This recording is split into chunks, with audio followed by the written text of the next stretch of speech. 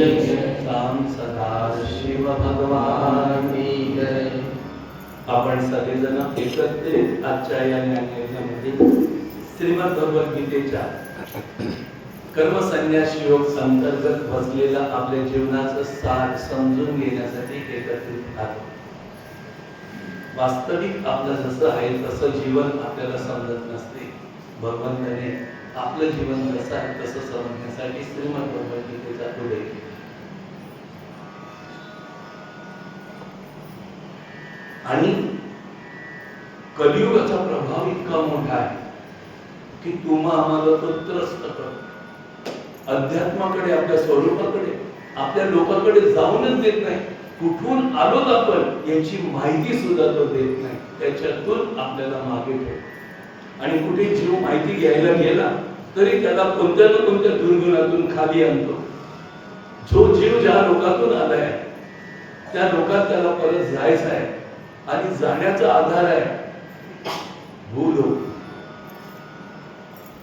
भूलोकातला भारतखंड, भारतखंडातला साधू संतांच्या सहवासातला सत्संग आणि सत्संगात आत्मविचार.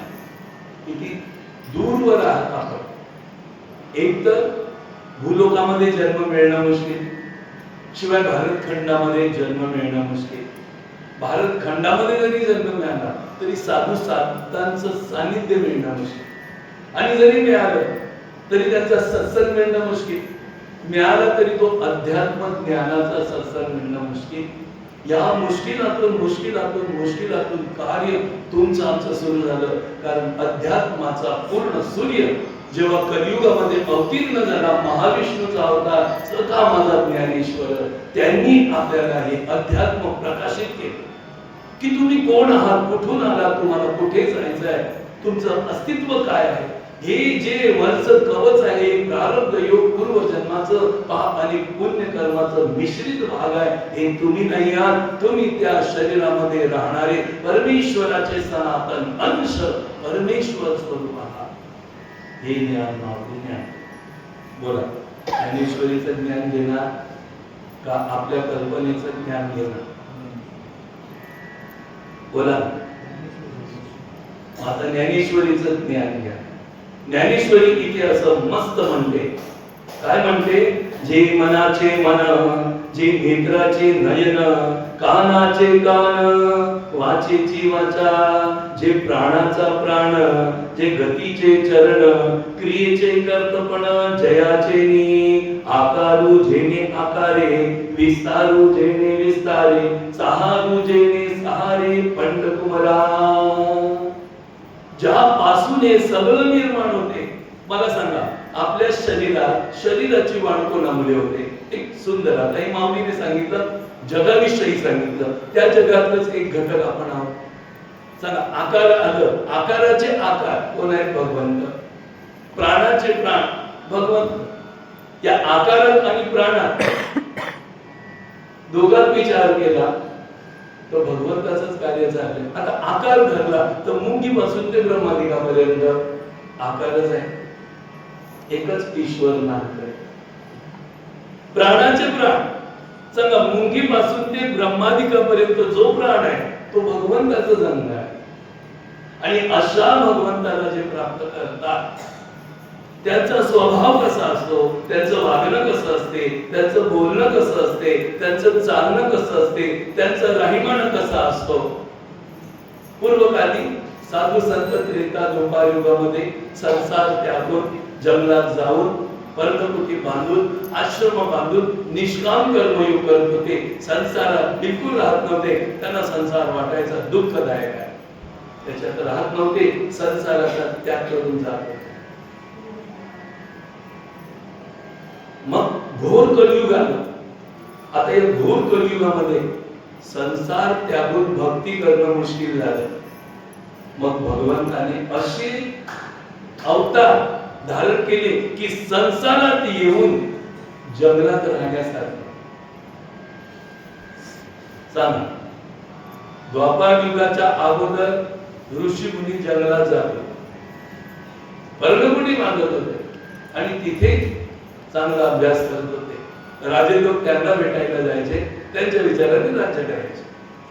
आता कलियुग आलं, भयानक आलं. आता जंगलात जाऊन राहणारी माणसं लाखातून एकच. सांगा, अख्खं मुंबई शहर घ्या, त्यातून एकच निघाला आणि जंगलात गेला. कोण माहिती? सगळे थोडी जाणार आहेत. मग काय करायचं?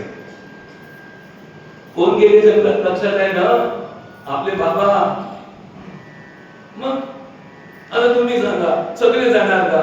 मग सगळ्यांना झालं पाहिजे ना ज्ञान.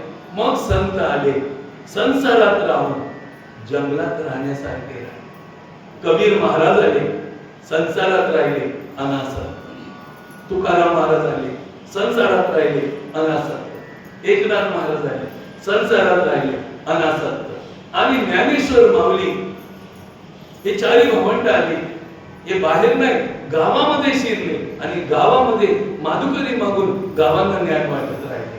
आज गरज आहे आपल्याला त्या विचाराची. जर आपल्या घरात, आपल्या कपाटात धन आणले तर त्याचा वापर केल्याशिवाय आपण सुखी होणार नाही. सांगा, आज हे ज्ञान धन आपल्या गावात, घरात, जीवनात आता वापर केल्यावर मिळेल. सांगा, घरात धन नेऊन कपाटात ठेवलं, तुम्ही श्रीमंत आहात. 5 कोटी तुम्हाला आले, तुम्ही 5 कोटीचे मालक आहात. पण त्याचा उपयोग केल्यावर सुख मिळेल का नुसतं ठेवल्यावर सुख मिळेल? उदाहरण देतो एक छोटस. पक्की भूक लागली होती. बाजारामध्ये जिलेबी, करंजा, लाडू वगैरे वगैरे असे वाटायला लावले होते, ताट भरून. आणि याने ताट भरून आणून घरात ठेवलं. आता मला सांगा, त्याची भूक कधी शांत होईल? खाईल तेव्हा का नुसती ठेवेल तेव्हा? मग आता सांगा, ज्ञान नुसतं घरात पुस्तकं नेऊन ठेवायची का ती खायची, आचरणात आणायची?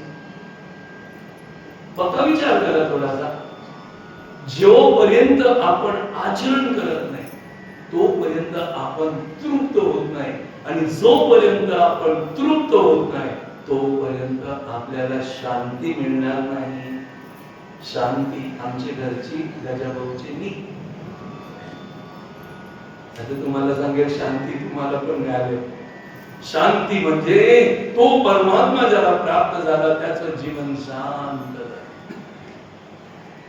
दुःख त्याला वाटत नाही, सुख त्याला या जगात वाटत नाही.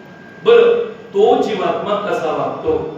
तो सांख्य योगी, शांत प्राप्त केलेला जीवात्मा, अध्यात्म प्राप्त केलेला जीवात्मा कसा वागतो त्या स्थितीचं वर्णन श्रीमद भगवद्गीता 5व्या अध्यायाच्या 13व्या श्लोकात करते.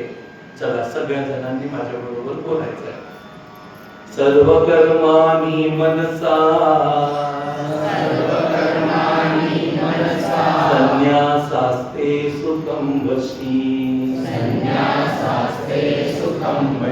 नवद्वारे पुरे देहि नैव कुर्वन्न कारयन् सर्व कर्माणि मनसा संन्यासास्ते सुखं वशी नवद्वारे पुरे देहि नैव कुर्वन्न कारयन्. इथे भगवंतानी प्राप्त झालेल्या पुरुषाचं लक्षण काय आहे? ज्याने आत्मा आपल्या देहात मानला, जाणला आणि त्या आत्म्याला पाहिलं आणि त्या आत्मतत्वाने कर्म चालू केले. तो आत्मा आमच्याकडे नाही म्हणून आचरण करू शकत नाही. तो आत्मा जाणण्याची मला बुद्धी नाही म्हणून मी ज्ञान प्राप्त करू शकत नाही. तो आत्मा मानण्याचं सामर्थ्य माझ्यात नाही म्हणून मी प्राप्त करू शकत नाही.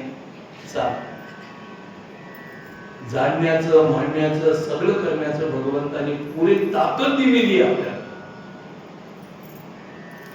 भगवंताने देऊनही भगवंताचे उपकार आपण आठवत नाही, भगवंताने देऊ नाही, भगवंतासाठी वेळ आपण देत नाही, भगवंताने आपल्याला सर्व परीने बनवलेलं आहे तरी त्या भगवंताकडे आकर्षित होत नाही, ही कृतज्ञता आपल्या जागृत आहे, तीपर्यंत दुःख आपलं निघणार नाही, तोपर्यंत सुखाचा भास सुद्धा आपल्याला होणार. खरं सुख तर ज्याने दिले त्याचे उपकार आठवण्यात आहे, ज्याने बनवले त्याचा मान सन्मान करण्यात आहे, ज्याने आपल्याला सामर्थ्य दिले त्या भगवंताजवळ आपलं काहीतरी देण्या शांती. भगवंत काय मागतो आपल्याला? भगवंतांनी जे दिले त्यातलं थोडंसंच मागतोय कलियुगामध्ये, सगळं नाही मागत, तरी ते थोडंसं सुद्धा आपण देत नाही. सांगा कोण देते थोडंसं सुद्धा? देवाला द्यायला तयार आहात तुम्ही? नाही, सगळं खाता, देवाला देतच नाही. पण देवाला काय पाहिजे? तुमचे पैसे पाहिजे? नाही. तुमच्या घरातला हिस्सा पाहिजे? नाही. जमिनीचा हिस्सा पाहिजे? नाही. तुम्ही खाता त्यातलं काय पाहिजे? नाही. मग आता तर बरं आहे, यातलं तर काही नाही, म्हणजे ते सगळं माझंच आहे. मग काय पाहिजे? एक दृष्टांत दे. एक दष्टपुष्ट भिकारी रस्त्यामध्ये भिक्षा मागत होता. शरीराने थकलेला दिसत होता, खंचलेला दिसत होता, हारलेला दिसत होता, कर्माने पण खचलेला दिसत होता, म्हणून रस्त्यावर भीक मागत होता. पण त्याचं तेज होतं, नजरेचं ते अवाढव्य होतं. काही कांचं तेज असते, काही कांचे तेज पुंज विचार असतात, काही कांचं मन तेज पुंज असते, काही कांचं शरीर तेज पुंज असते. शरीर तेज पुंज असतात ते टवटवीत दिसतात, ज्यांचं मन तेज पुंज असते ते निरामय दिसतात, ज्यांच्या बुद्धीचं तेज असते ते चालाक दिसतात, आणि ज्यांची नजर तेज असते, दिव्यता असते बाबांच्या नजरेत कशी तेज असते. कधी कधी आत्मज्ञान प्राप्त झालं ते त्याचारी तेजपुंज होता, असा तेजपुंज व्यक्ती मिळणं मुश्किल आहे. त्याचे हावभाव तेजपुंज असतात, त्याचा स्वभाव तेजपुंज असतो, त्याचे विचार तेजपुंज असतात, आणि त्याचे कर्म सुद्धा असे तेजपुंज असतात की त्या कर्मामध्ये कधी टाइमपास नाही. आजचं आज, उद्या तुमचं आमचं आज नको उद्या, आता नको नंतर, तेज नाही. म्हणून असा स्वभाव आहे. तेज आहे तर चला बिजू महाराज, आता तुमच्या बरोबर येतो. कुठे जायचं आहे सांगा, हे जीवन तुमचंच आहे. बोल, ऐसा मायकला कोई है? तुम्ही जा, मग मी येतो. आज मला जमणार नाही, मला काम आहे, मला असं आहे, मला तसं आहे, असो. विजू भाऊला टाइम दिलं म्हणजे तुम्ही कोणाला दिलं? मला नाही दिलं. त्या कुंभार विजू भाऊला नाही दिलं, त्या परमेश्वराला दिले. पक्क ठेवा, तेव्हा तुम्ही टाइम द्या, त्यापर्यंत देणार नाही. चला असू दे. त्या भिकाऱ्याचं जे तेज होतं ना, ते काही अवर्णनीय होतं. एक श्रीमंत माणूस गाडी घेऊन चालला होता, काही कारणास्तव थांबला. त्या भिकाऱ्याकडे त्याची नजर स्थिर झाली आणि बघितलं त्याच्या नजरेचं तेज, हा काहीतरी गोरच दिसतंय. गाडीतून उतरला, त्याच्याकडे गेला, म्हणाला, काय महाराज, दष्टपुष्ट दिसता, भीक मागून खाता, काय कारण आहे तुमचं?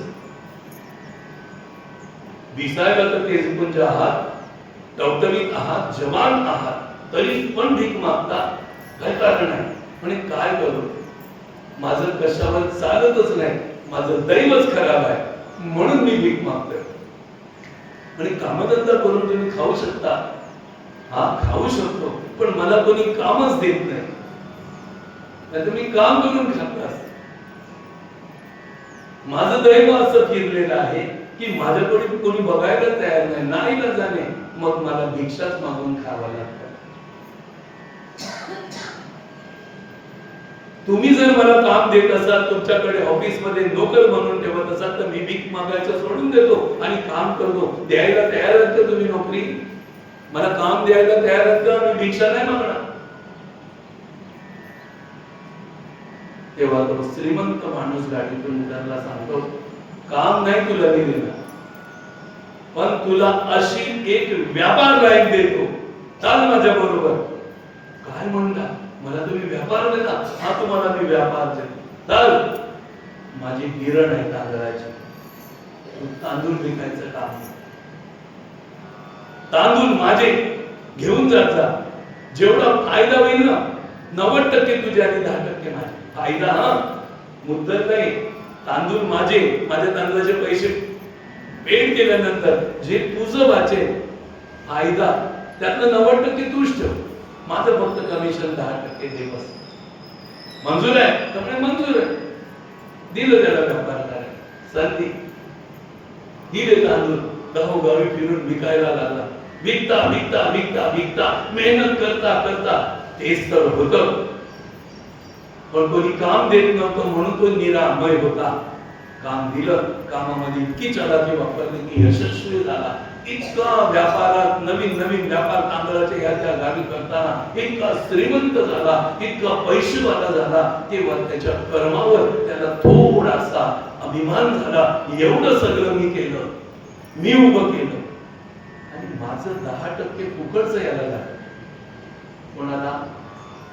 आता काहीच नाही करत, त्याला नुसतं 10%. यांनी फक्त मला एक लाईन लावून दिली, नंतर तर सगळं मीच केले. त्याला 10% का द्यायचे? लागला कुचकुचायला, लागला कुरकुरायला. एक दिवशी मालक आला, काय महाग, तुम्हाला भरपूर फायदा झाला या वेळेला, काय माझे 10% कमिशन देता का? नाही नाही महाराज, फार नुकसान झाले, फार असं झाले, फार तसं झालंय, या वेळेला तुम्हाला मी देऊ शकत नाही. म्हणे धंद्यामध्ये तर तू बरकतीच दिसतो, तू देऊ शकत नाही असा म्हणतो. काहीच नाही देणार, मला 10% माझे नाही देणार. मग चालला. म्हणे महाराज, तुम्ही मला फक्त एकदाच धंद्याला लावून दिले, त्यानंतर मी एवढं सगळं माझ्या मेहनतीने केले, आता तुम्हाला 10% कशाला द्यायचे? आता ते जे मी उभं केले त्याच्यातून 10% तुम्हाला का द्यायचे? मग तू नाही देणार. तो व्यक्ती निघून गेला, परत आला. ती व्यक्ती निघून गेली, परत आली आणि परत काही त्याच्याकडे काही मागितलं नाही. आणि ही व्यक्ती आता स्वतःच बघू लागली.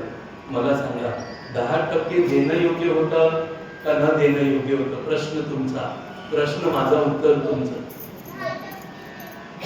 योग्य होत. ओके, टाळी वाजवा. श्रीराम जय राम जय जय राम, श्रीराम जय राम जय जय राम. रूपी माया आणि दिलेली इंद्रिय आणि इंद्रियांना भोगण्यासाठी हे बाहेरचं दृश्य जगताचं साम्राज्य, त्यामध्ये आपण लिप्त आहोत. वास्तविक हे संसार परिवर्तनशील कधी कोणाचा झाला नाही. तो बहुरूपी आहे, वेळोवेळा रूप बदलतो. आज थोडं सुख देतो तर पटकन दुखी बनतो, दुःखाचं रूप धारण करतो. बघा, काल परवा धावत होती बाय दादा, मस्त. आज बघावं तर ऑपरेशन करून हॉस्पिटल मध्ये ऍडमिट आहे. बदल या मायेचा. उद्या आपल्या बरोबर काय होईल सांगता नाही. एकसारखं शरीर, एकसारखी परिस्थिती, एकसारखं सांगतात. सुख कोणाचं या संसारात राहत नाही. परिवर्तनशील जगतावर विश्वास ठेवून त्यातून सुख प्राप्त करण्याच्या प्रयत्नात असलेला जीवात्मा भविष्यात दुःखाच्या खाईमध्ये पडतो. आणि जो परमात्म्यामध्ये सुख शोधतो, आत्म्यामध्ये सुख शोधतो, आपल्या जीवनामध्ये सुख शोधतो, तो त्या जीवनाला घेऊन उत्तम लोकात भविष्यात चांगलं सुख भोगतो. दोन भाग आपले आहेत, एक देह आणि आत्मा. आत्म्यात राहून देहाचा उपयोग करा, देहात राहून कर्माचा, सांगतात भोगांचा उपभोग करा. तर राग, द्वेष, ईर्ष्या, निंदा, भेद असे नको नको ते काही असे राक्षस तयार करा, भूत तयार करा, प्रेत तयार करा, शत्रू तयार करा आणि त्या कायमचे दुखी व्हा. आहेत का बघा. राग, द्वेष, ईर्षा, निंदा, भेद हे जर ज्याच्या अंगात आहेत ना, त्याचं फार मोठं नुकसान आहे. रागाला झाडून टाका. घर रोज कोण झाडते? घर रोज झाडता ना, रोज लादी पोछा करता ना, त्या घराचं करता तर या घराचं पण करा. हा राग रूपी कचरा काढून टाका, क्रोध रूपी कचरा काढून टाका, ईर्षा रूपी कचरा काढून टाका, द्वेष रूपी कचरा काढून टाका. बरं, द्वेष करा, राग करा, क्रोध करा, भेद करा, ईर्षा करा. कोणासाठी? तर या संसाराच्या संपत्तीसाठी, या संसाराच्या सुखासाठी. चला, हे दुर्गुण तुम्ही धारण केले, जर केले नाही तर हा संसार संपत्ती आणि सुख देणार नाही. ठीक आहे, करा, दूरवर दृष्टी करा. पुढे हा संसार पण तुमच्या बरोबर नाही, इकडची संपत्ती आणि सुख पण तुमच्या बरोबर नाही. पण हे संपत्ती आणि सुख आणि हा संसार प्राप्त करायला जे दुर्गुण तयार केले ना, ते तुमच्या बरोबर तुम्हाला असे बांधून नरकात घेऊन जाते. बोला, हे बरोबर येते? कोणते? संपत्ती बरोबर येणार, संसाराचं सुख बरोबर येणार नाही. पण हे दुर्गुण आहेत ना, ज्यांना आपण धरले, पोचले, आपले शत्रू आहेत, पुढच्या भविष्यात जन्मात येतील आणि आपल्याला नरकात टाकतील. म्हणून योगी बना, आत्मज्ञानी बना. आत्मज्ञान ज्याला होते त्याचे विकार मरतात आणि देहात्म भाव असतो त्याचे विकार जागृत होतात. जसं जसं टरफल काढल्यानंतर, वरचं भाताचं कवच काढल्यानंतर ते दाना जमिनीमध्ये टाका उगवणार नाही, पण टरफल असताना, कवर असताना टाकलं तर कधी उगवेल सांगता येईल. फक्त पाण्याची त्याला ओलावा मिळाला की कोंब आला. कोंब त्याला आपण बोलतो रोग. आज गेलेत ना रोग आले, काय रोग उद्या आले. आता टरफल काय? वरचं कवच. मला सांगा, नारळ किती जणांनी खाल्लाय? कवटी खाता की आतलं खाता? वरचं खाता की आतलं खाता? वरचं का नाही खात? एवढं तुम्हाला माहिती आहे की आतलं खायचं, वरचं नाही. बरोबर? बरोबर की नाही? आता केळं किती जणांनी खाल्लंय? आतलं खाता की वरचं खाता? पक्केशाने आहेत तुम्ही.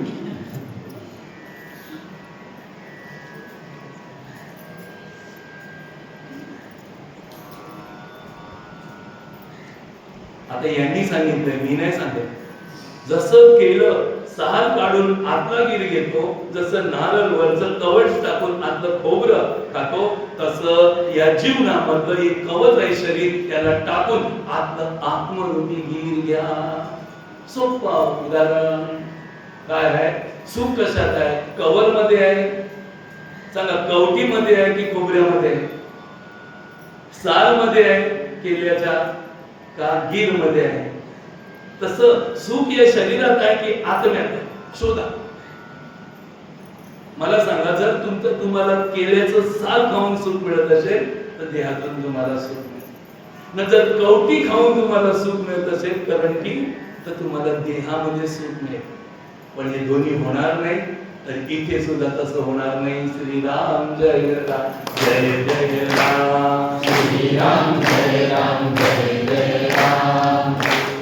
श्रीराम जय राम, जय जय राम. श्रीराम जय राम, जय जय राम. श्रीराम जय राम, जय जय राम. श्रीराम जय राम, जय जय राम. श्रीराम जय राम, जय जय राम. श्रीराम जय राम, जय जय राम. श्रीराम जय राम, जय जय राम. श्रीराम जय राम, जय जय राम. श्रीराम जय राम, जय जय राम. श्रीराम जय राम, जय जय राम. श्रीराम जय राम, जय जय राम. श्रीराम जय राम, जय जय राम. श्रीराम जय राम, जय जय राम. श्रीराम जय राम, जय जय राम. श्रीराम जय राम, जय जय राम. श्रीराम जय राम, जय जय राम. श्रीराम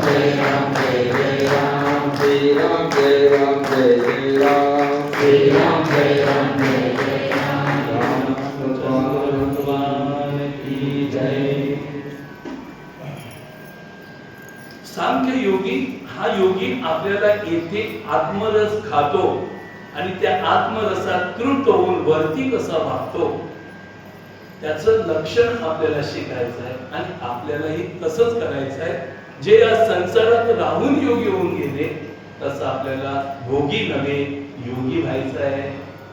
तेव्हा भगवंत परमात्म्याचे कर्तेपणाचा अभाव असतो त्याचं वर्णन करतात. जो व्यक्ती आत्मज्ञान घेतो तो या देहातून जे जे कर्म करतो त्या कर्मात त्याचा अभाव असतो, भाव नसतो. भाव कळलं?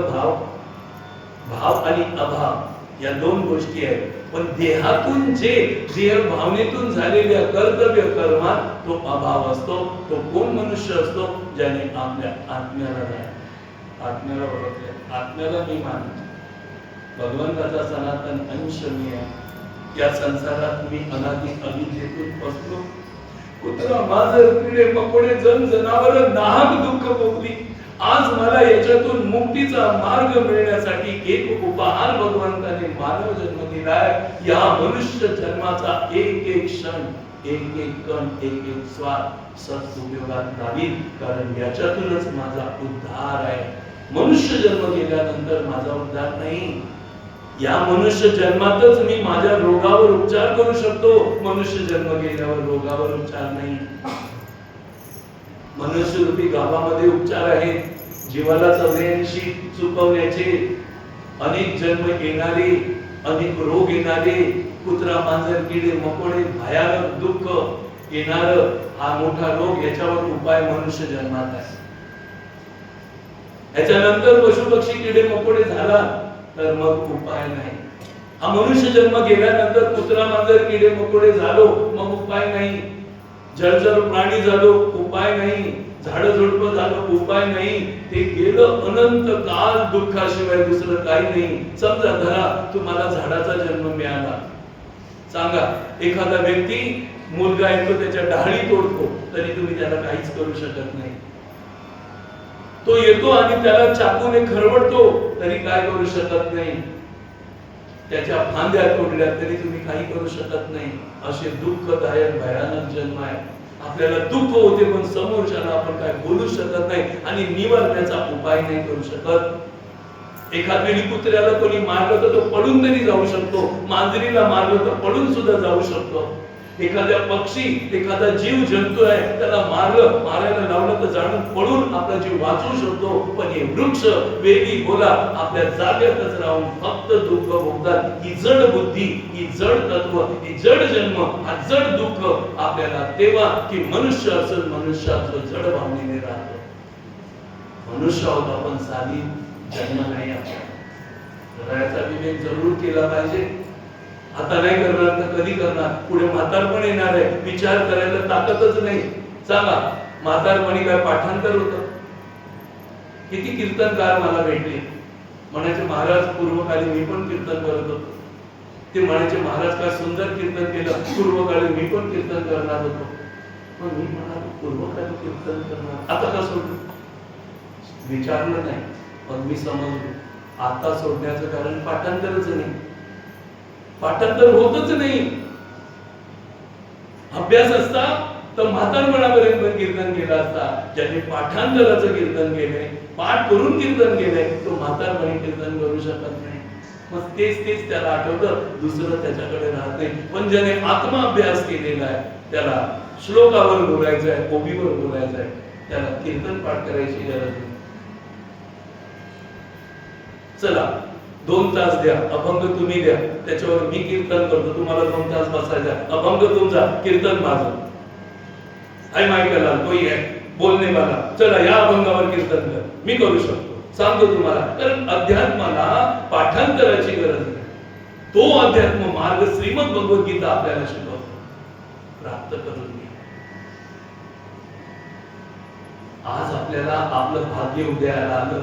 ते अध्यात्म ज्ञान कचूर बाबा महाराज आपल्याकडे घेऊन आले आणि त्या अध्यात्माला असं सांभाळलं हरिनारायण बाबा महाराजांनी. आज आपल्याला ते मिळते. या दोघांचा पुरुषार्थ आठवा. आज ते अध्यात्म मिळते पण ते अध्यात्म या कलियुगामध्ये रुचत नाही, पटत नाही. पण त्याच्यातूनच आपलं कल्याण आहे. दुसऱ्या चरणामध्ये संत शिरोमणी भगवान सांगतात न कर्तृत्वं न कर्माणि बोला लोकस्य सुजति प्रभु न कर्म फल संयोगम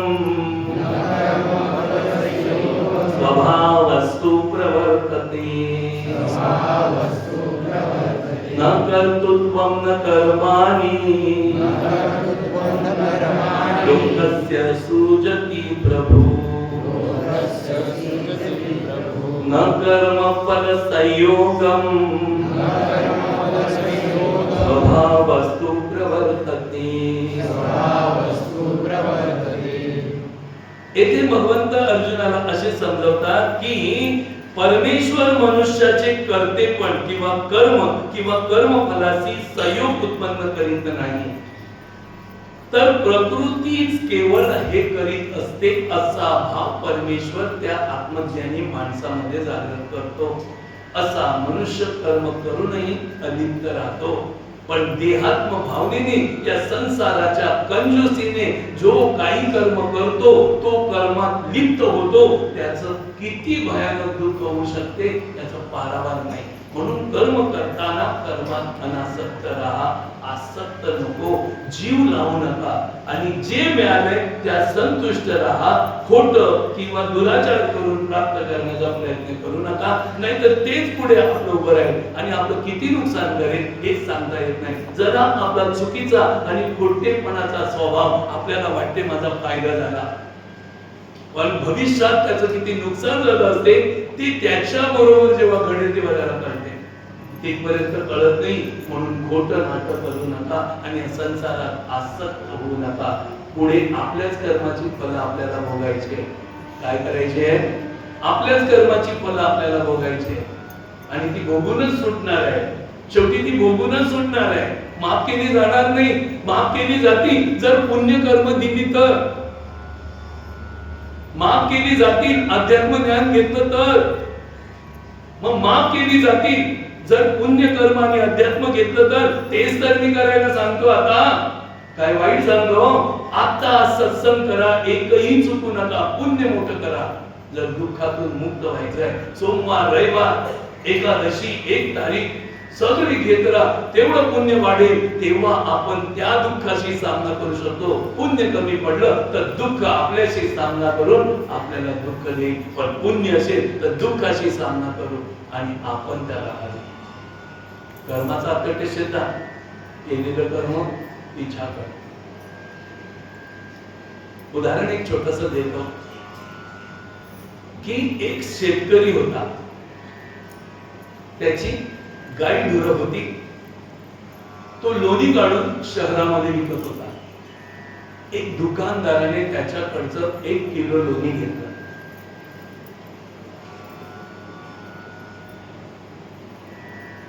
दुकानदाराने पैसे दिले, त्याने दुकानदाराकडचं सामान घेतलं, त्याच्यात 1 किलो साखरही घेतली आणि निघून गेले। त्या दुकानदाराला त्याचं लोणी आवडलं, त्याने परत त्याच्याकडे ते लोणी मागायला सुरुवात केली। रोज 1 किलो लोणी आणायचा, त्या दुकानदाराला द्यायचा, दुकानदार पैसे द्यायचा। असे बरेच दिवस चालता एक दिवस दुकानदाराने ते लोणी 1 किलो आहे का बघण्यासाठी काट्यात ठेवलं, तर 900 ग्राम तोडले। किती? म्हणे हा तर माझ्याशी दगाबाजी करतो, खोटीबाजी करतो, मला फसवतो। येऊ दे का? दुसऱ्या दिवशी तो लोणी घेऊन आला आणि दुकानदाराने त्याच्या समोरच काट्यात ठेवलं आणि 900 ग्राम झोपलं, 1 किलो नाही झोपलं। म्हणे काय रे खोटारड्या, एवढे दिवस पासून तू माझं नुकसान करतो, 1 किलोच्या जागेवर पैसे देतो आणि 900 ग्राम माल देतो, असं तू खोटं काम करतो, लबाड कुठला, असं काम करतात का? ओरडला कोण? दुकानदार। पण शांततेने दुकानदाराला त्याने जवाब दिला। आता काय जवाब दिला जरा विचार करा। दुकानदाराची जी काय सांगितलं असेल, काय वाटतं तुम्हाला?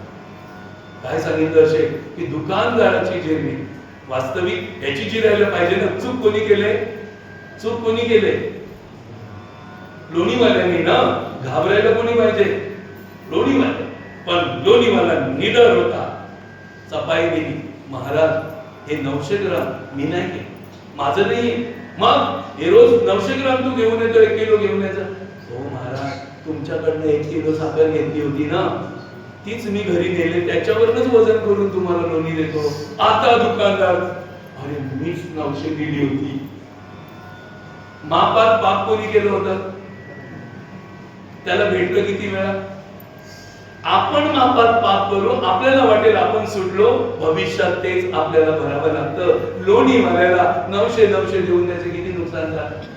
म्हणे दुकानदार चढला आणि माफी मागितली, माफ कर, तू बरोबर आहे, तू इमानदार होतास तरी मी तुला ओरडतोय. हे कलियुग असंच आहे. इमानदार लोकांना जरा हलाखीचं जगावं लागतं आणि पाप करणाऱ्यांना मोठं पेतं. जगामध्ये मोठा प्रश्न उत्पन्न होतो की यो वाईट वागतो त्याचं चांगलं झालं आणि हा चांगलं वागतो त्याचं वाईट झालं. या प्रश्नाची उत्तरं सगळ्यांकडे नाही आणि हे प्रश्न सगळे तुमचे पण आहेत. तुम्ही जेव्हा चांगली कर्म करता ना तर तुम्हाला दुःख येते. काही कांची अशी म्हणणं पण आहे की जास्त देव केला ना का देव परीक्षा घेतो. आणि काही लोक अशीच सांगून लोकांना पराणमुख करतात, जास्त देव करू नको मग परीक्षा घेतो मग संकट येतात. आणि असा का नकारात्मक भाव तयार करणार? जी जास्त देव करतात आणि संकट येतात ते जास्त देव केलाय ना त्याचं फल यायचं बाकी आहे. ते गेल्या जन्माचं प्रारब्ध आहे, ते त्याचं दुःख आहे. आता ते त्याला भोगायचंच आहे. ते या जन्माचं नाही आणि या जन्माचं मिळायचं बाकी आहे. आणि ज्यांनी जे पाप करतात जास्त आणि त्यांना श्रीमंती येते तर त्यांना पापातून नाही आलं, त्यांनी गेल्या जन्मात पुण्य केले म्हणून आज त्यांची 5ची बोटं तुपात आहेत आणि ते धर्म मानत नाही आणि काय खोटं नाटक करतात. आपल्याला वाटते खोटं करून पैसे कमावतात. नाही, गेल्या जन्माचं पुण्य आहे म्हणून त्यांना या जन्मात पुढच्या जन्मात त्यांना भिकारी बनावं लागणार आणि आपल्याला पुढच्या जन्मात श्रीमंत जे चांगले वागतील भविष्यात चांगलं होईल, जे वाईट वागतील भविष्यात त्यांचं वाईट होईल. आताच वातावरणामध्ये कर्माची पुढे बांधू नका. यामुळे असं मिळते आणि त्यामुळे तसं मिळते. याच्यामध्ये 3 भाग संचित प्रारब्ध आणि क्रियामान कर्म. राजा दशरथाला 25 वर्षानंतर फल मिळालं पण ते त्यांनी केलेलं कर्म फल होतं. आणि सुदामाला भरपूर हालाकीची परिस्थिती सहन करून नंतर राजमहल मिळाला, ते पण त्याच्या भूतकालीन कर्माचं फल होतं. कर्म अकट्य सिद्धांत आहे पण कर्म कधी उदयाला येईल त्याचं काही. आता बीज आपण जमिनीत टाकलं तर लगेच उदयाला येते का? जरा विचार करा. ते उगवायला किती प्रतीक्षा करावी लागते. तुम्ही शेतकरी 4 महिने वाट बघावं लागते. किती महिने पेरलेला आहे ते? 4 महिने. तुम्ही इथे पेरताना लगेच पाहिजे तूप आणि रूप थोडं होणार. थोडं धीर धरा, धैर्य ठेवा, चांगली कर्म करत जा, सबर ठेवा. सबर का फल मीठा होता है. भगवान के घर देर है लेकिन अंधेर नहीं. थोडं तो घ्यायला वेळ घेतो आणि द्यायला वेळ घेतो पण एकदा देतो ना तर माझ्यासारखा बनवतो. रामकृष्ण हरी बोला. सांगा, एकदम भिकारी माणूस होता, करत होतो, विचार करत होतो, काय करू तू, कव देव देव, कव देव देव, कव देव देव. 5 वर्ष गेली तरी दिली, 6 वर्ष गेली तरी नाही, लग्न झालं तरी देत नाही, मुलगा झाला तरी देत नाही. मुलाची सुद्धा हालाकीची परिस्थिती होती. मुलाला आजारी पडले, घरात 1 रुपया नव्हता, काम धंदा नव्हता, एकदम बेकार होतो. आणि आजारी पडला तर काय करायचं? एका पार्टीने मला असं दामीज करून पैसे दिले. 60 डाई म्हणून घेतल्या 7,000 रुपयाच्या, पण मला मोबदला 700 रुपये दिला. ते 700 रुपये आले आणि याला डॉक्टरकडे ऍडमिट करून निमोनिया झाला होता. त्यात बघा झाला कसं होतं बघा. तेव्हा देवाने दिलं नाही, करत होता देव, घेत होता घेत होता घेत होता घेत होता. आणि मग जे मागेल ते द्यायला लागला, जे सांगेल ते करायला लागला, सांगेल तसं करायला लागला. घर पाहिजे तर वरती खांदी दिली, कंपनी पाहिजे कंपनी दिली, व्यापार पाहिजे व्यापार दिला. पैसा पाहिजे पैसा पण दिला, सुख पाहिजे सुख दिलं, भोग पाहिजे भोग दिले. नंतर मग बघितलं वाटतं जादू आहे, मग आता देवाचं काम मागितलं तर काम पण दिलं, काम पण एवढं दिलं परमार्थासाठी. तर मी केलं, प्रत्येक गावाला जायला लागलो, पण एवढंच कशाला करतो, काम तुला मोठं देतो, जा तुला उंदीर मामा बनवतो, घुस सगळ्यांच्या घराघरामध्ये आणि ज्ञान सार. आता ते ज्ञान दिलं, कामच दिलं, किती काम. आता पण काय मागितलं ते, पण कामच मागितलं. देवाला सांगितलं जन्मोजन्मी तुझ्या चरणाशी तुझी कार्यकारिणी सेवा दे, बाकी काय देऊ नको. आता बोला रामकृष्ण हरी बोला. अशी श्रीमद भगवत गीता जीवाला घडवते. फक्त आपण आपल्या कर्मामध्ये स्थिर राहा, करत राहा. मोबदला कालांतराने मिळेल आणि तो मिळाल्याशिवाय राहणार नाही. चला 15वा श्लोक आणि 16वा श्लोक पाठ करून पुढे जाऊ, म्हणजे पान पालटे. पुढच्या रविवारी पुढून सुरुवात करूया. मी बोलतो तसं सगळ्यांनी बोला. नादत्ते कस्यचित् पापं नादस्ते कस्यचित् पापं न चैव सुकृतं विभुः अज्ञानेनावृतं ज्ञानं तेन मुह्यन्ति जन्तवः नादत्ते कस्यचित् पापं न चैव सुकृतं विभुः अज्ञानेनावृतं ज्ञानं तेन मुह्यन्ति जन्तवः ज्ञानेन तु तदज्ञानं तेषां नाशीतमात्मनः तेषामादित्यवत् ज्ञानं प्रकाशयति तत्परम् ज्ञानेन तु तदज्ञानं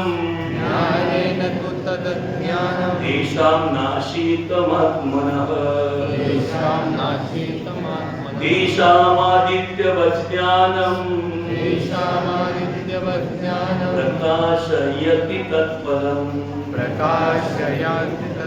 भगवान इथे असे म्हणतात की परमेश्वर मनुष्याचे करते, पण कर्म किंवा कर्मफलाशी संयोग उत्पन्न करीत नाही, तर प्रकृती हा एक खेळ करते. प्रकृतीशी जो खेळतो, प्रकृती हा कर्माचा खेळ करते आणि प्रकृतीतच दुःख आहे, परमात्म्यामध्ये नाही. शरीरात दुःख आहे, आत्म्यात नाही. हा विवेक जागा करा. दुःख रहित व्हायचं आहे तर आत्म्यात या, प्रकृतीत राहू नका. सरळ सांगितलं. खेळ कोणाचा? प्रकृतीचा आहे. दुःख आणि सुख देणं प्रकृतीचं आहे. जिथे दुःख आहे सुख आहे तिथे जायचंच नाही. जिथे सुखच सुख आहे तिथेच जायचं आहे. जिथे द्वंद्व आहे तिथे थांबायचं नाही. जिथे निर्द्वंद्व आहे तिथे थांबायचं आहे. निर्द्वंद्व आत्मा आहे. सर्वव्यापी परमेश्वर ही कोणाचेही पापकर्म किंवा पुण्यकर्म स्वतःकडे घेत नाही, तर त्याच्याकडे राहतच नाही. चला सूर्याकडे अंधकार राहतो, सूर्याकडे अंधकार राहत असेल तर परमेश्वर कोणाचं पाप आणि पुण्य घेईल? त्याच्याकडे ते राहतच नाही. तो स्वयंप्रकाशित आहे.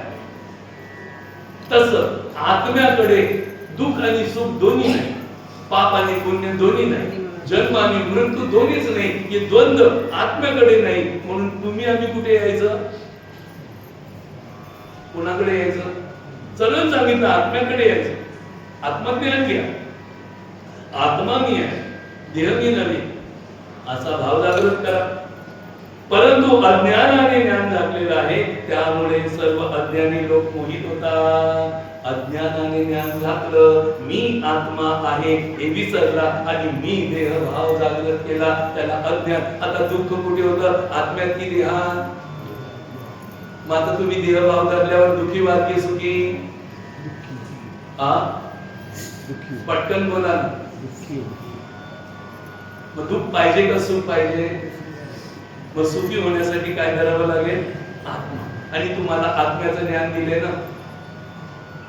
आत्मज्ञान बिंबले हृदयी दत्त ओळखीला ठाई. ठाई आपल्या जवळच तो दत्त गुरु आहे. कसा? जेव्हा आत्मज्ञान दिले. आता सांगा बरं, तुम्हाला आत्मज्ञान दिले का? जे आत्मज्ञान दिले, अनुभव करा. चला सगळ्या जणांनी सांगा मला, तुम्हाला आत्मज्ञान दिले का देहात्मज्ञान दिले? बरं चला, काही बोलू नका, मला माहिती आहे तुम्हाला सर्व प्रकारचं ज्ञान आहे, पण तुम्ही बोलत नाही आणि माझ्याकडे ज्ञान नाही तरी मी नुसता बडबडतो. खरं की खोटं? असं आहे. चला असू दे. आता मी तुम्हाला काय फायदा झाला ते सांगतो. आज 4 श्लोक वाचले. किती श्लोक वाचले? 4 श्लोक. मी पण बोललो, तुम्ही पण बोलले, तुम्ही पण बोलले, मी पण बोललो, म्हणून एक श्लोक 2 वेळा झाला. म्हणजे एका श्लोकाला 32 अक्षर, तर फायदा किती झाला? डबल, म्हणजे 64. आता 64 गुणिले 4